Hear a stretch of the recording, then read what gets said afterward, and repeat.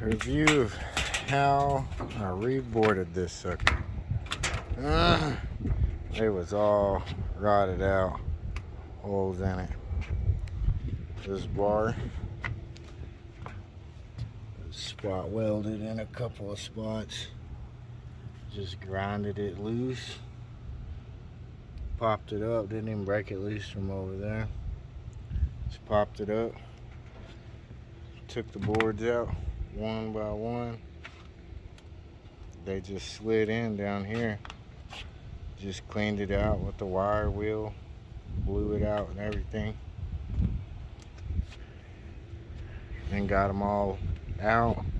I laid down the new ones. I started at this side where it was still attached. And I just worked my way this way, fitting them in. At the end right here, I ended up having to stab them in over the end of the trailer.